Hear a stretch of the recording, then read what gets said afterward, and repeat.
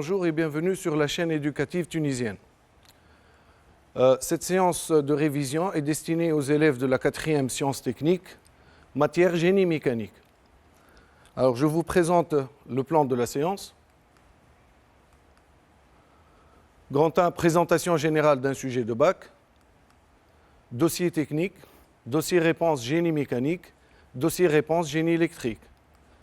Grand 2, conseil pour le traitement d'un sujet. Alors, présentation générale d'un sujet de bac. Donc, je vous présente le sujet de bac tel qu'il a été posé l'année dernière.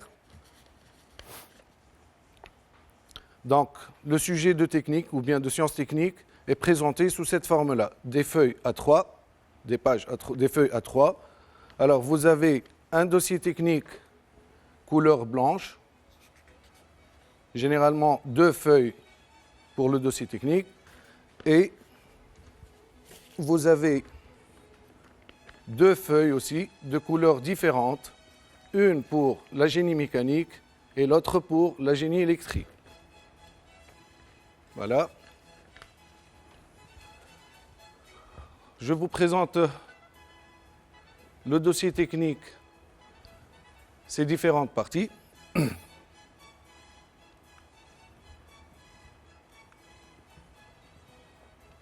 Alors, le dossier technique est constitué de plusieurs pages. Donc, par exemple, ici, vous avez la page 1 sur 7 jusqu'à la page 7 sur 7. Et le dossier réponse, il est constitué de la page 1 sur 8 jusqu'à la page 8 sur 8. Donc, la partie génie mécanique, généralement, ce sont les pages 1 sur 8 jusqu'à la page 4 sur 8. Et la partie génie électrique, de la page 5 sur 8 jusqu'à la page 8 sur 8. Alors, voilà par exemple le sujet de bac de 2019. Alors ça, c'est le dossier technique. Une présentation générale du système sur lequel va se faire l'étude. Ensuite, vous allez retrouver une description fonctionnelle, la documentation et les données partie électricité. Voilà.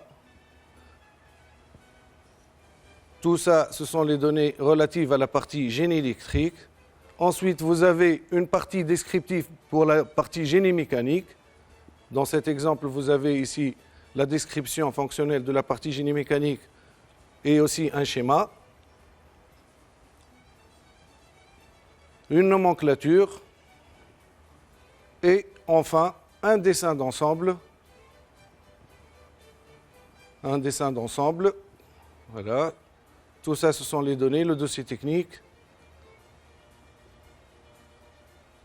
Alors, page 6 sur 7 et page 7 sur 7, un dessin d'ensemble pour la partie génie mécanique. C'est la partie qui nous intéresse. Alors, vous avez la chance maintenant que vous aurez des dessins en 3D avec des couleurs pour mieux assimiler le fonctionnement du système.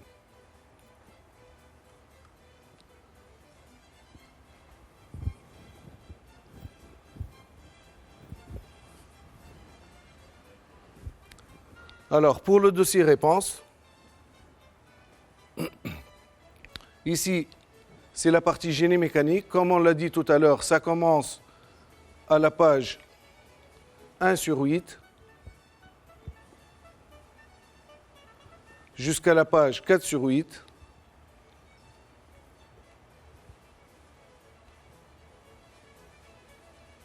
Donc, ça, c'est la page 3 sur 8, page 4 sur 8. Voilà. Et ensuite, vous aurez de la page 5 sur 8, la partie génie électrique.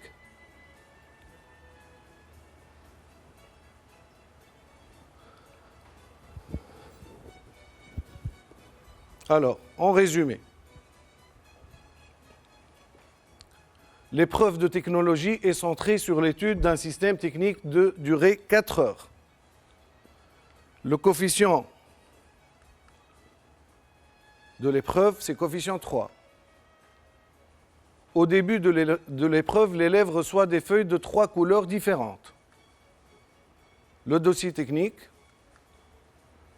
le dossier réponse mécanique, une couleur différente, et une autre couleur pour le dossier réponse génie électrique. Donc, couleur blanche généralement pour le dossier technique, et 2 couleurs différentes pour le dossier réponse. Alors, une couleur pour la partie génie mécanique, une autre couleur pour la partie génie électrique.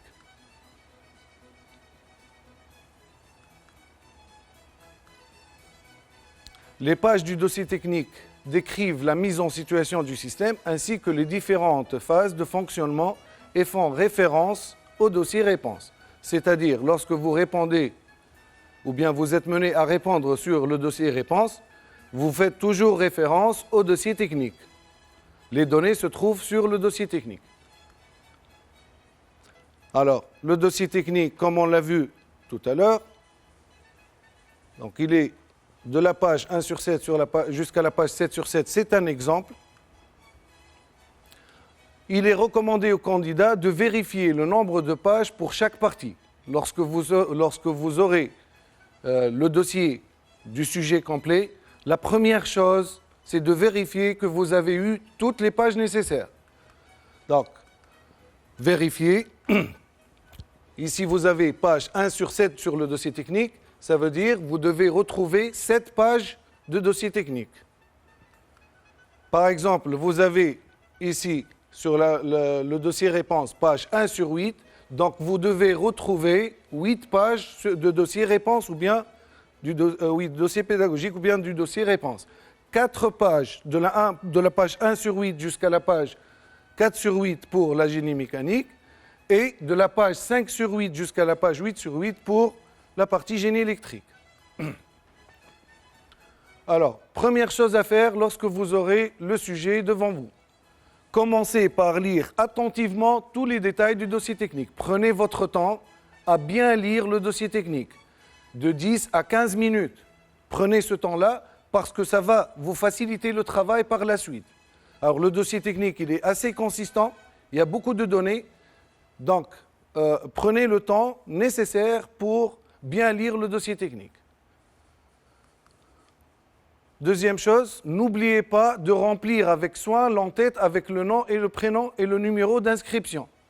Faites attention, ne faites pas des erreurs sur, par exemple, la section, le numéro d'inscription c'est surtout, et la série. Il est recommandé aussi d'essayer de répartir le temps réservé à l'épreuve de façon équitable. Vous avez 4 heures pour l'épreuve, donc essayez de prévoir 2 heures pour la partie génie mécanique et 2 heures pour la partie génie électrique. C'est largement suffisant. Alors, n'oubliez pas que chaque partie, elle est notée sur 10 points. Donc, essayez de répartir votre temps équitablement. Alors, si je reviens donc pour quelques conseils, je vais profiter de cette séance pour vous donner quelques conseils et je vais faire un petit rappel.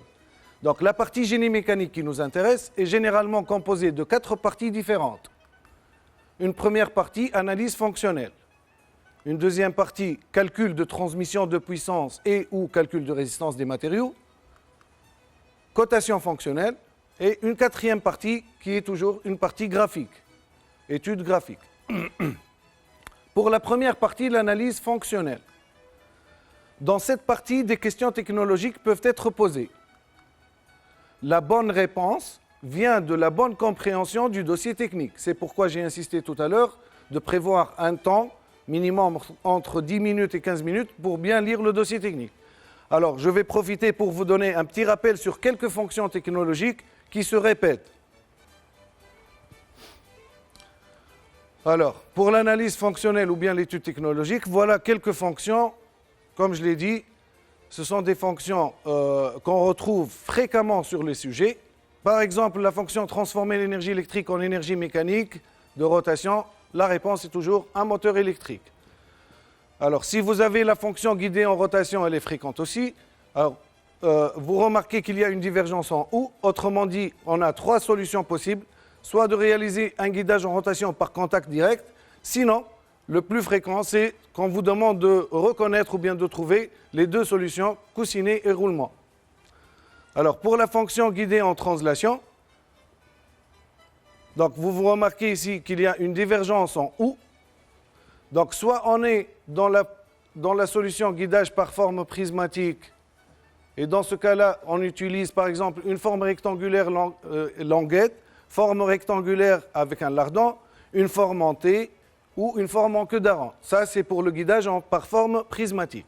Pour le guidage en translation par forme cylindrique, donc, puisqu'on a une forme cylindrique, il faut toujours penser à l'arrêt en rotation. Premier exemple, forme cylindrique plus clavette. Deuxième exemple, forme cylindrique plus cannelure. Troisième exemple, forme cylindrique plus vis à tétan. Vous voyez ici la vis à tétan avec une rainure sur l'arbre, ça permet d'arrêter ou bien de lier les deux pièces en rotation. Autre fonction qui est très fréquente en mécanique, c'est la fonction transmission de mouvement de rotation. Donc, pour la fonction transmettre le mouvement de rotation, on a plusieurs solutions possibles. Poulie-croix, pignon et chaîne, engrenage ou bien les accouplements. Pour la fonction transformation de mouvement, donc transformer un mouvement de rotation en mouvement de translation ou réciproquement si c'est possible, vous avez le système vis-écrou, le système pignon-crémaillère, le système bielle-manivelle, la transformation par came ou bien par excentrique. Si par exemple on me demande d'analyser une liaison entre deux pièces, vous remarquez qu'il y a une divergence en « et », donc parce que c'est un seul trait qui s'est divisé en deux, tandis que la divergence en « ou », ce sont plusieurs traits qui sortent mais qui ne sont pas liés. Donc chaque solution est à part. Donc on dit qu'on a une liaison en « ou bien une divergence en « ou ». Ici, on a une divergence en « et ». Donc pour lier deux pièces, il faut penser à deux choses en même temps, l'arrêt en rotation et l'arrêt en translation. J'ai pris comme exemple ce dessin-là. Donc, lier la poulie avec l'arbre. Pour l'arrêt en rotation, j'ai utilisé une clavette. Pour l'arrêt en translation, vous pouvez remarquer qu'on a un épaulement et un anneau élastique. Une autre fonction que vous pouvez rencontrer, c'est la fonction assurer l'étanchéité. Donc, exemple, joint d'étanchéité, ou plus particulièrement les joints à lèvres qui sont très utilisés. Alors, dans la même partie analyse fonctionnelle, on peut vous demander de compléter un schéma cinématique. La bonne réponse vient de la bonne lecture du dessin d'ensemble. Prenez le temps de bien lire le dessin d'ensemble et les détails qui se trouvent sur le dessin d'ensemble. Alors, rappel sur la représentation des symboles des liaisons. Ce sont les symboles des liaisons élémentaires que vous devez reconnaître et que vous devez apprendre par cœur. La liaison castrement, le symbole de la liaison pivot, le symbole de la liaison pivot glissant, glissière et hélicoïdale. Faites attention, s'il vous plaît, à une chose très importante. Attention à l'orientation de la liaison. Exemple, si je prends la liaison pivot, suivant les trois axes, ça n'a pas le même symbole. Si, suivant l'axe X, le symbole est représenté horizontalement. Si le mouvement de rotation ou bien le guidage en rotation est réalisé suivant l'axe Y, vous remarquez que le symbole est représenté verticalement. Sinon, s'il est autour de Z, vous remarquez que le symbole change. Donc, c'est un autre symbole, c'est un cercle. Donc, cette remarque, elle est valable, bien sûr, pour les autres liaisons. Même chose pour pivot glissant, même chose pour glissière et pour la liaison hélicoïdale. Donc, faites attention à l'orientation du symbole que vous allez mettre. Autre symbole que vous devez connaître, et c'est très important. Donc, par exemple, la transmission par poulie-croix. On reconnaît la transmission par poulie-croix sur le schéma cinématique par ces symboles-là. Et on peut aussi reconnaître le type de croix utilisé parce qu'on peut indiquer au niveau de la courroie le symbole du type de la croix. Croix plate, donc c'est un trait. Croix ronde, c'est un rang, donc c'est un cercle. Trapézoïdal, écranté. Transmission par roue dentée et chaîne.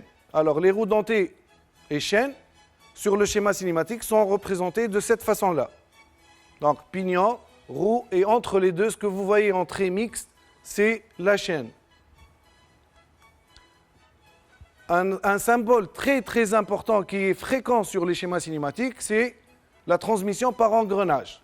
Donc, vous avez la roue à denture extérieure, comment elle est représentée suivant les deux vues, une roue à denture intérieure, une roue conique, secteur denté, vis sans fin. Regardez bien le symbole de la vis sans fin. crémaillère. Donc on peut indiquer aussi sur le schéma le type de denture, denture droite, denture hélicoïdale, etc.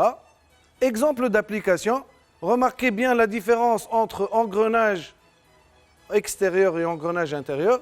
Voilà comment on représente un engrenage conique, pignon et crémaillère et roue et vis sans fin. Autre symbole que vous pouvez rencontrer dans les sujets, ce sont les symboles des accouplements, les embrayages et les freins. Alors ça, c'est le symbole de l'accouplement, symbole général, accouplement rigide, accouplement élastique, limiteur de couple, embrayage, symbole général, et frein, symbole général. Exemple, voilà un schéma cinématique qui a été posé dans un sujet de bac. Vous devez par exemple, ou bien vous pouvez remarquer ici le symbole d'un accouplement élastique, le symbole de la transmission par engrenage extérieur, le symbole de l'engrenage intérieur, et ça, c'est le symbole d'un limiteur de couple, et ça, c'est pignon et chaîne. Un autre exemple qui a été aussi posé dans un sujet de bac. Donc ici, vous remarquez la symbolisation d'une transmission par poulie et courroie. Et regardez bien, on a indiqué ici le symbole de la croix. C'est une croix crantée. Donc c'est très important de bien lire le schéma cinématique et de reconnaître les symboles utilisés. Alors pour la partie calcul maintenant, la deuxième partie. Dans cette partie, on demande de réaliser des calculs cinématiques. Identifier l'objectif du problème posé. Toute partie de calcul a un objectif à atteindre. Par exemple, on veut vérifier une condition de cahier de charge, ou bien on veut dimensionner un moteur. Donc ça, c'est l'objectif du problème posé. Deuxièmement, lire attentivement les données. Les données peuvent être présentées de deux façons différentes. Soit sous forme d'un paragraphe, soit sous forme de schéma. Donc, sous forme de paragraphe, vous devez lire le paragraphe et de voir les données que vous disposez, ou bien sous forme de schéma, comme le montre cette figure. Et là, il faut faire attention, prenez le temps, s'il vous plaît, de bien lire les données indiquées sur le schéma. Si vous lisez bien les données, vous aurez une forte chance ou une grande chance de savoir comment répondre rapidement. Alors, dans la même partie calcul cinématique, s'assurer aussi de l'écriture des formules à utiliser. Éviter les confusions de ce type. Alors, R, parfois on trouve que les élèves écrivent R égale à NE sur NS, or R égale à NS sur NE. Donc, vérifiez bien ce que vous écrivez. Ou bien R égale à ZS sur ZE, Z sortie sur Z entrée. Non, la bonne formule, c'est Z entrée sur Z sortie. Alors, une autre erreur très fréquente, c'est égal à P fois oméga. La bonne formule, c'est P égale à C fois oméga. Donc, parfois, lorsque vous faites vite, vous voulez faire vite, vous avez tendance à inverser ou bien... Donc, faites attention à ce que vous écrivez. Alors, autre chose, évitez la confusion entre engrenage extérieur et engrenage intérieur. C'est une erreur très fréquente dans les réponses des élèves. Pour un engrenage extérieur, l'anthrax, c'est le rayon du petit pignon, ou bien de la petite roue, le pignon, plus le rayon de la grande roue. Ce qui nous donne A est égal diamètre du pignon plus diamètre de la roue sur 2. Ou bien M facteur de Z pignon plus Z roue sur 2. Tandis que pour un engrenage intérieur, donc on reconnaît l'engrenage intérieur à partir du schéma cinématique, ou bien du dessin d'ensemble, l'anthrax, c'est le rayon de la grande roue moins le rayon de la petite roue. Donc faites attention, ici c'est un plus, là c'est un moins. Autre chose pour le moins, c'est le diamètre de la roue moins le diamètre du pignon. Et ce n'est pas l'inverse. Parce que si vous faites l'inverse, vous aurez un résultat négatif. Donc attention à cette partie-là. Faire attention aussi à la conversion des unités lors du calcul. Parmi les erreurs qu'on retrouve pour les élèves, par exemple, si on a une puissance donnée en kilowatts, il faut la convertir en watts. Donc 3 fois 10 puissance 3 watts. Si par exemple vous avez une vitesse linéaire, qui est donnée en kilomètres par heure. Il faut la convertir en mètres par seconde. Le kilomètre, pour le convertir en mètres, on multiplie par 10 puissance 3. Par heure, donc slash heure ou bien par heure, ça veut dire on divise par 3600 pour convertir l'heure en secondes. Indiquez toujours, s'il vous plaît, l'unité de la valeur de la grandeur calculée au résultat. Vous avez fait un calcul, par exemple ici oméga, et vous avez trouvé une valeur de 111,11. N'oubliez pas d'indiquer l'unité. L'unité, elle est notée. Donc, contrôlez toujours, après que vous avez terminé, contrôlez toujours les résultats et vérifiez bien que vous avez indiqué les unités nécessaires. Alors, pour le calcul de résistance des matériaux, évitez la confusion entre flexion et torsion. Par exemple, en flexion, la contrainte normale sigma max, elle est égale à mf max sur IGZ sur V. Attention à la notation, parce que les élèves ont toujours tendance à confondre entre sigma max et tau max. Alors, vous pouvez mettre une chose en tête, par exemple, pour ne pas oublier, torsion, tau. Torsion, tau. Ça commence par tau, tau. Donc, torsion, tau. Donc, la formule de la contrainte tangentielle en torsion, c'est mt sur I0 sur V. Autre confusion qu'on a remarquée, par exemple, pour un cylindre plein en flexion, IGZ, c'est pi d4 sur 64, ce qui nous donne IGZ sur V, pi d cube sur 32. Attention, en torsion, pour un cylindre plein, I0, ça ressemble beaucoup à IGZ, mais c'est pi d4 sur 32, c'est pas sur 64, ce qui nous donne un I0 sur V, pi d3, pi d au cube sur 16. Donc, la confusion qu'on remarque chez les élèves, c'est ce 32 et 16. D'accord? Donc, une autre confusion. En flexion, on écrit sigma max inférieur à RPE, la résistance pratique à l'extension. Avec RPE, c'est la RE sur S, résistance élastique sur le coefficient de sécurité. En torsion, on écrit tau max inférieur à RPG et non pas RPE. RPG, ça veut dire résistance pratique au glissement. Avec RPG égale à REG sur S, donc résistance élastique au glissement, divisé par le coefficient de sécurité. Vous voyez que les formules se ressemblent, mais faites attention à la notation, s'il vous plaît. Alors, aussi pour le calcul de la résistance des matériaux, on a un petit problème au niveau des unités. Donc, faites attention à la conversion des unités. Si on vous donne une puissance en kilowatts, il faut la remplacer en watts, comme pour l'engrenage ou bien pour la transmission de mouvement. Pour le couple, par exemple en torsion, on a besoin du couple. Si on vous donne un couple en newton-mètre et on vous demande de calculer un diamètre en millimètres, donc il faut convertir le newton-mètre en newton-millimètre. Donc il faut multiplier par 10 puissance 3. Autre chose, si on vous donne une contrainte ou une résistance en mégapascal, 1 mégapascal, c'est 1 newton par millimètre carré. Donc la valeur ne change pas. Autre chose, pour l'angle unitaire en torsion, par exemple, on vous a donné θ égale à 2 degrés par mètre. L'angle unitaire, il est toujours exprimé pour le calcul en radians par millimètre. Donc il faut convertir le degré en radians. Donc on multiplie par pi sur 180. C'est pourquoi il y a 2 fois pi sur 180. Par mètre, donc il y a un slash, donc on va diviser. Mètre en millimètre, c'est 10 puissance 3. Si je le ramène en haut, ce 10 puissance 3, ça me donne fois 10 moins 3. Donc pour convertir degré par mètre, en fin de compte, je multiplie par pi, je divise par 180 et je multiplie par 10 moins 3. N'oubliez pas toujours d'indiquer la valeur de la grandeur calculée au résultat. Alors, la quatrième partie, étude graphique. Dans cette partie, on demande de compléter un dessin de définition d'une pièce, du mécanisme étudié ou de réaliser une conception ou une modification.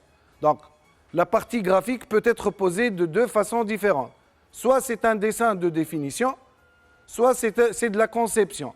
Alors, s'il s'agit d'un dessin de définition, commencez par identifier la disposition des vues données. Vue de face, vue de dessus, etc.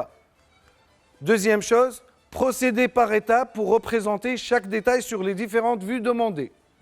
Chaque détail, vous le prenez, vous essayez de le représenter sur les autres vues. Autre chose très importante, exploiter les dessins 3D fournis pour mieux comprendre les détails à représenter. Donc vous avez la chance d'avoir un dessin 3D, exploitez-le bien. Ici, dans cet exemple, la vue centrale, c'est cette vue-là. Donc c'est la vue de face.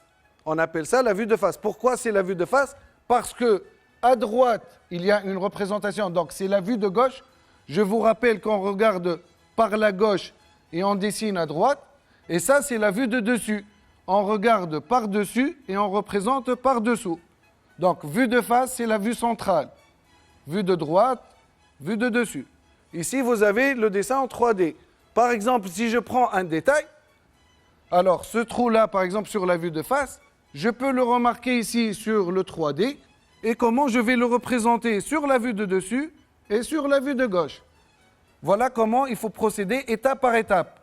Donc, chaque détail, on essaie de le représenter sur chaque vue séparément.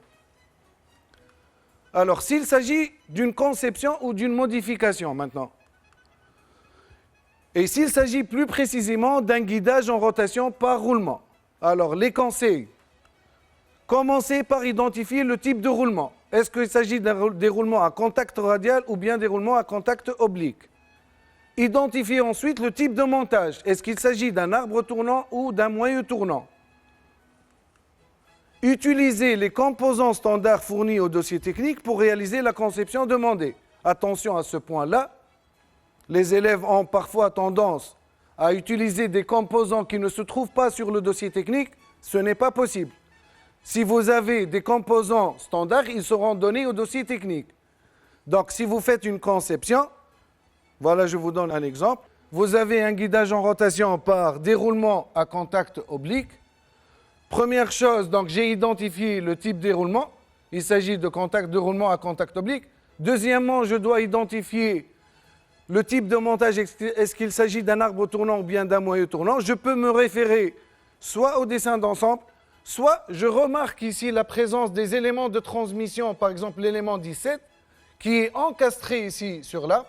Donc je conclus automatiquement que c'est le cas d'un arbre tournant. Alors si par exemple j'ai besoin de représenter une clavette à ce niveau-là, je dois me référer au dossier technique pour trouver le tableau des composants normalisés ou bien des dimensions de cet élément-là. Si par exemple je vais utiliser un écrou en coche, même chose, je me réfère au dossier technique. Alors, donc, comme je l'ai dit, utiliser les composants standards. Voilà un petit exemple qui montre les éléments ou bien les possibilités pour réaliser un arrêt axial des bacs d'un roulement. Vous remarquez ici comment on représente un couvercle. Ça peut être un couvercle fermé, complètement fermé, comme le montre cette figure, ou bien l'arbre peut traverser aussi le couvercle.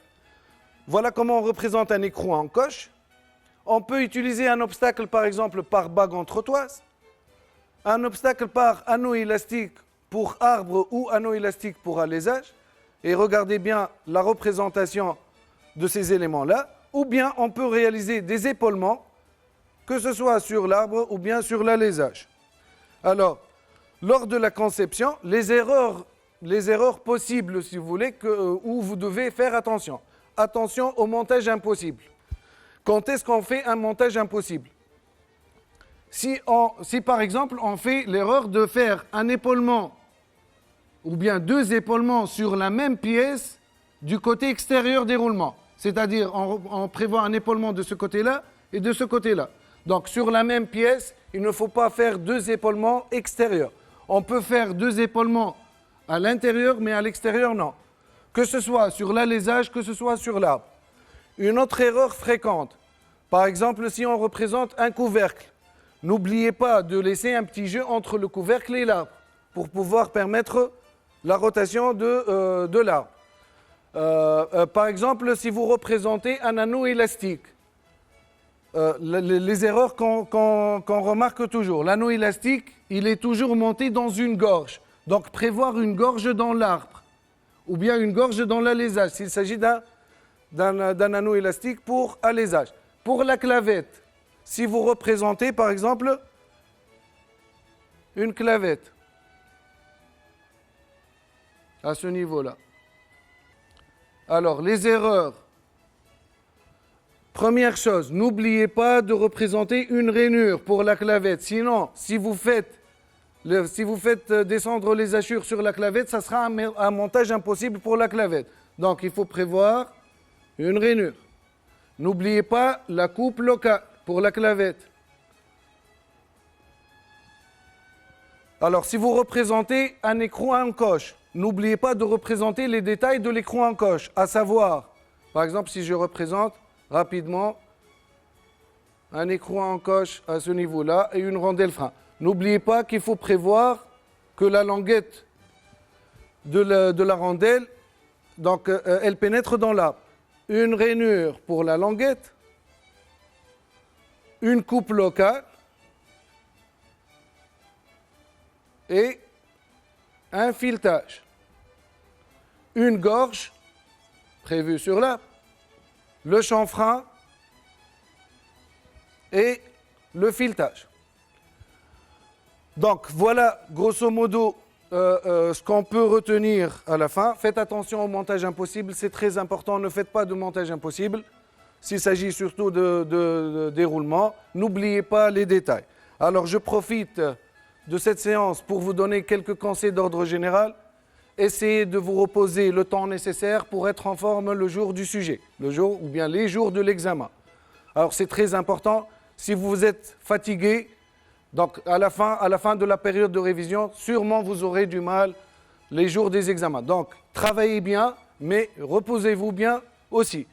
Autre chose, le jour de l'examen, ne vous stressez pas, prenez votre temps, vous avez 4 heures pour le sujet de technique, donc bien lire le dessin d'ensemble, bien lire le dossier technique, répondre lentement, bien avec précision, pas trop rapide, pas trop lent aussi. Donc, essayez de profiter de votre temps au maximum.